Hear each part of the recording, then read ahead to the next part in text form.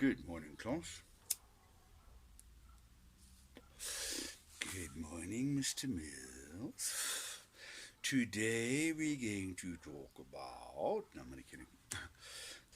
Welcome to Making Men, my little program on trying to bring up boys. Last time we spoke, I think I spoke on self-esteem. Geez, I've had so many other little programs in between I've almost forgotten, but there would be so much nonsense to talk about, isn't there? But we spoke about self-esteem. And success is underpinned by a healthy self-esteem. So what we should do is do what we can to develop our kids so that they have got healthy self-esteem, right? But the question that comes around is, how do we know when we're not turning our kids into obnoxious little fucks and actually helping them and turning them into successful, healthy adults with good self-respect, but a respect for others, but not turning them into obnoxious, precocious little narcissists, because that's a little bit of pushing it too far, isn't it? I think it comes down to discipline. I'd like to tell you a story first. I don't know if you heard the story before, about many years ago. They were wanting to introduce a couple of young bull elephants into the Kwamaritan game reserve up near Sun City. So they brought these little bull elephants along and they put them in the game reserve. And next minute, these bloody elephants started blossoming the cuck out of the rhino. You know, before rhino poaching, hey, can you believe it? The elephants were poaching long before the poachers, but no, not actually, but still. But they were taking them, they were trying to push them into the river and drown them and all kinds of stuff, and they didn't know what to do. I mean, eventually they're thinking, should we actually shoot these elephants? But then someone had an idea, and they brought, I think, two big motherfucker bull elephants that came from the Kruger Park, and they pushed them into the game reserve.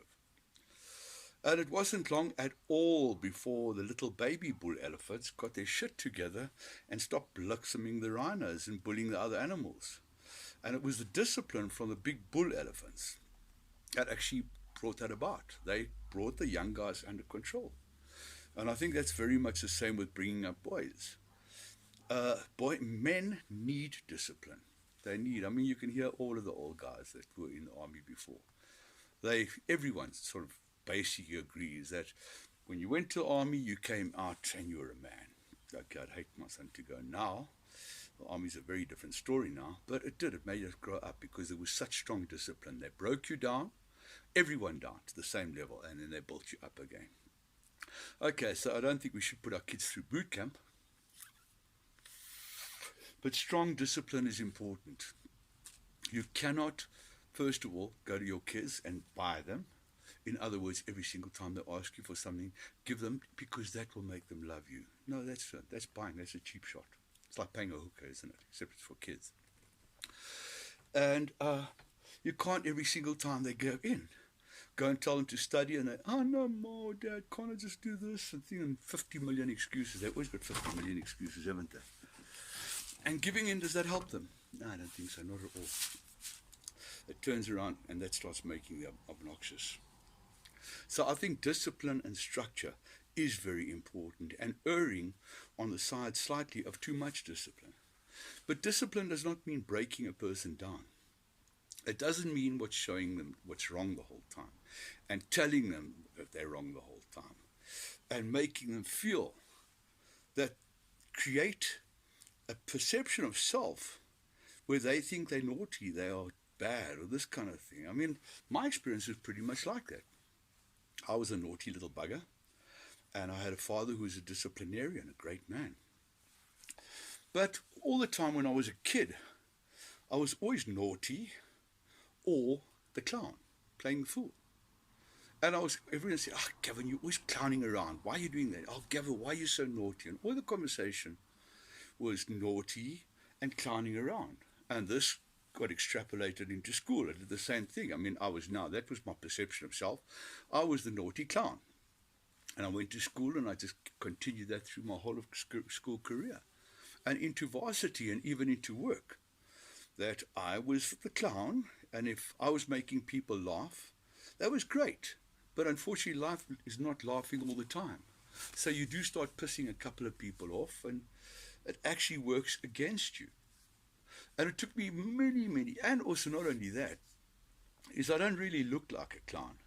So which means I was not acting what like people would believe that I should have been acting. And so their response was slightly confusing to me, and my response was confusing to them because I was acting out of character. Was I acting? No, for me it was just that was me. I was the fucking clown, I was the party person. And only later when I started taking myself seriously did I realize what I was actually doing. And do we do this? Do we do this to our kids? We create the perception of what naughtiness and negative attributes to actually try and create their characters. They take ownership of those characters, and then they go through life perceiving themselves as that, and evoking the responses which resonate with that personality or that person, instead of telling them, that's not a gentleman. Act like a gentleman. Act with honor. Act with these kind of things. So telling them to visualize, and not what not to do to be naughty, but the positive things to do, that you can actually tell them that they aspire to the person that they're visualizing in their head. I think it's really, really important that, that we do actually do that and get our kids to create the perception of self that they aspire to. And that comes through role models, doesn't it? So in a nutshell, if you think about it, our actions, behavior, and communication creates the perspective of other people of us. We create the opinions of other people through our behavior and our talking and our conversation, our dialogue, and our general behavior. And in the same way, the people's response to us actually creates or impacts on our perception of health. Of self. If we act in a way that pulls a negative response from someone else, we immediately lowers our self-esteem, that we think there's something wrong with us.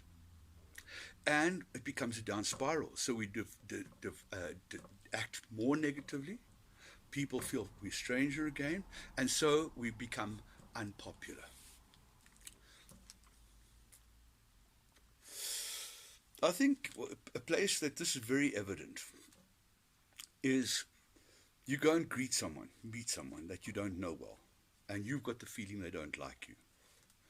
So when you greet them, you're like, how's it? And you look at them because you're waiting for them to greet you first, be friendly to you. But now you're not friendly to them, and they've got probably the same feeling because they respond to you, and you're like, how's it? And before you know it, 3 or 4 times later, you're hardly greeting each other, because neither of you wants to give of yourself first and engage the person. Hi, geez, Em, how you doing? I haven't seen you for so long. Wow, it's so cool to see you again. We don't want to express these feelings in case they don't reciprocate. And then we've lost face. Oh, we were friendly first, and they weren't friendly now. Fuck, I'm so stupid. I should ignore them. Next time, I'm going to ignore them. Try that next time, going down the street smiling at people and see how they respond. At the shop, smile at them. And to friends, engage them as though you haven't seen them forever. And the response will be friendly, because we create the response we get, and that stimulates our own self-esteem. So now, say you're starting to you've got a bad self-esteem. Can you actually fix your self-esteem? Can you get your shit together, in other words? I believe you can. Something that worked for me, I sat down and think, and this is quite recently, did a lot of thinking, as I said, in the last year or two. And I sat and thought about the response I was getting from other people. I'm very, very vocal. I talk with my hands a lot, and I'm passionate about it. And often I'd go to a presentation, going to present a concept or something, and I'd get all into it, and I'd be so excited to present everything, and I'd be finished. And I'd look around the faces, and it would be like I had just threatened that I was going to shoot their mothers. Everyone was like terrified, like, yeah, God, they didn't know if I was going to eat them, shoot them, whatever I was going to do. So in other words, the response, what I thought I was projecting through my voice and my body language, was not what was being received. It was too aggressive, too hard, too strong. And I had to tone down and understand that no matter how convinced I am I'm right, there's no absolute right or wrong. I need to listen, which is a very important thing. And I had to create the person that I wanted, that I felt I was, that I wanted to project. And I started thinking, how do I do this? And I started thinking movie characters. I thought, who do I actually want to be like? Who would I like to, actually, their body language is the thing. And I thought, well, I'd like to be an elegant person. I would like to be suave, sophisticated, interesting, not the garrulous fucking motor mouth that I was. And I thought, which movie stars act like that? And I thought of movies, Michael Douglas, Sean Connery, elegant people, a couple of other big name actors, not the little kids, not the Brad Pitts of the world, but some serious men. Wolverine, I've forgotten what his name is. A couple of those characters. And I first of all closed my eyes and I watched in my mind their body language, how they'd engage. If they turn around, if James Bond got into an argument with a bad guy, how did he respond? Did he go, yeah, fucking mate, you fucking shit, yeah, fuck, I'm gonna fuck you up? No, he didn't. He's very elegant. Michael Douglas as well, The Firm, these kind of movies where they've got these great, great actors and the characters were great men. The Party, what a great movie, huh? Then I started thinking in this thing, and I called it reflection, okay?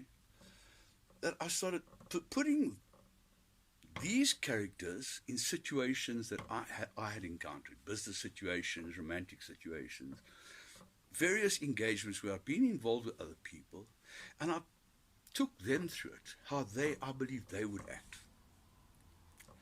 And I then took myself into this reflection and worked out, put myself in that character, and visualized that same, and really went through that whole process, the whole conversation, the whole argument, the whole situation, and pictured myself first person in that situation and compared it to the way I had acted. And I found it very, very powerful. It started moderating. If you do it every day, and it becomes a practice. That I practiced the person I wanted to be. I practiced and made sure that I started fitting the character that I think I am. And eventually it starts becoming your comfort zone. It becomes your reality, becomes behavior, it becomes natural. And your relationship with people changes. Because people are now reacting with you, and hopefully you start resonating with the person you look like. Your conversation ties up with the person you look like. So the whole package is not sharp ends and loose ends and missing pieces. It becomes a 360 solution. And this helped me with my relationships, first of all with myself, and secondly with other people. So now you're starting to project, and you've got a vague idea what you feel you act like, and how you would behave in front of other people. But the most important part is your conversation. If you're meeting someone for the first time, it's difficult. The hard thing to do when you first meet a person is to find out a bit about them, because that stimulates conversation, stimulates interest. Are you going to like this person? Have you got common interest? Do you resonate? Business maybe. So it's a bit of a fact-finding mission, isn't it? And it's quite subtle about how you actually go about it and trying to remember facts and stuff like that. The name's a good one to start with. I'm fucking disgusting at that. But anyway, I only found out my own name about 3 weeks ago. But if you're speaking to someone you know, you've had a conversation with them before, maybe a business meeting, personal relationship, you're going to take someone out. If you've met them before, hopefully you've taken some pointers. You found out a little bit about their likes and their dislikes, what pushes their buttons, both good and bad, kind of person they are. And that information is crucial to conversation, because that means you can plan a conversation. If I want to take a girl out and stuff and I find out what she likes and stuff, I mean, if she likes flowers, I'm not going to take her to a tractor show, you know what I mean? This kind of thing. So I can start planning. That's a bit radical, but let's get the idea.